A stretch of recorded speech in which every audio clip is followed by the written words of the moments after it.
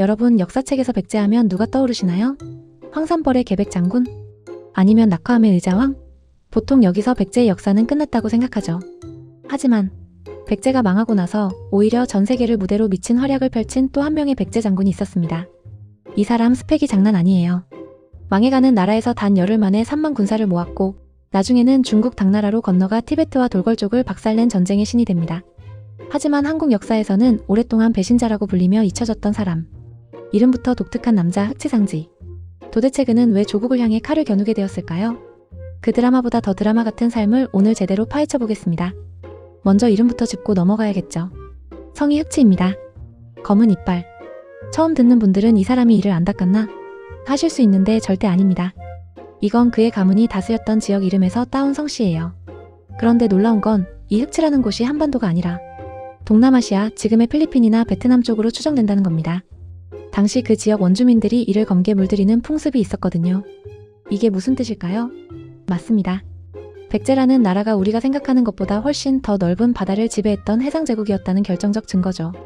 흑치상지는 바로 그 넓은 세상을 호령하던 백제 왕족 가문이 후예로 태어났습니다. 태생부터 스케일이 달랐던 거죠. 660년 7월 백제의 수도 사비성이 함락됩니다. 의자왕이 항복하죠. 당시 흑치상지의 나이는 불과 30살. 혈기왕성한 엘리트 장교였습니다. 나라가 망하자 그는 동료들과 함께 임존성으로 도망칩니다. 그런데 여기서 기적이 일어납니다. 그가 깃발을 들자 뿔뿔이 흩어졌던 백제 유민들이 구름처럼 몰려드는데 그 숫자가 단 열흘 만에 3만 명. 당시 패전국 상황에서 이게 말이 되나요?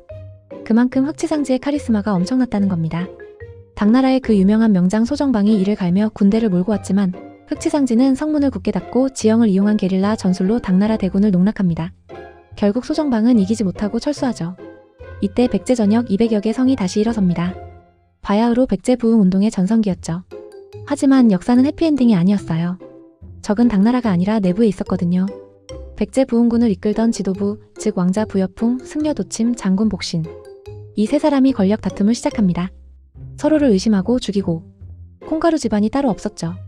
흑치상지는 절망합니다. 나는 나라를 살리려고 목숨을 걸었는데 윗사람들은 지들끼리 싸우고 있구나. 이때 당나라 장수 유인계가 그에게 손을 내밉니다.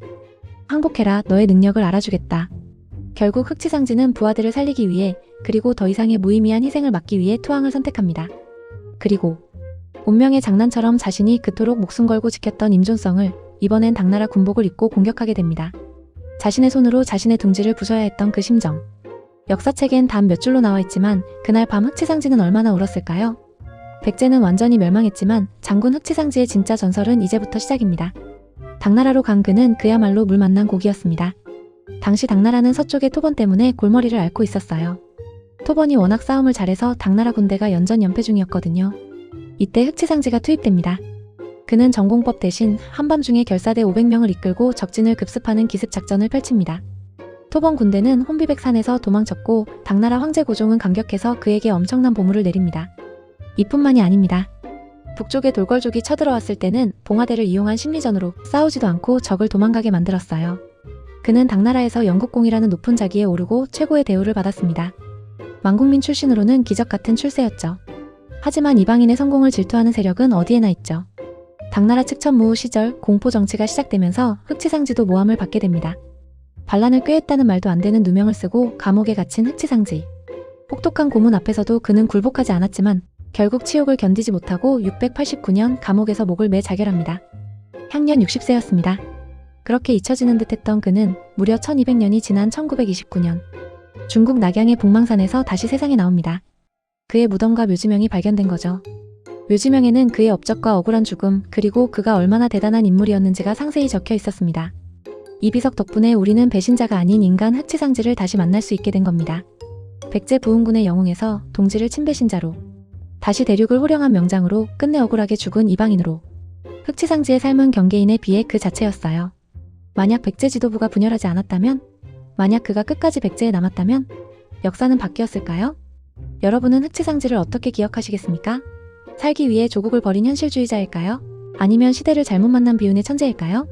오늘 이야기가 흥미로웠다면 구독, 좋아요 부탁드립니다. 다음 시간에는 더 놀라운 역사 속 숨겨진 이야기로 찾아오겠습니다. 감사합니다.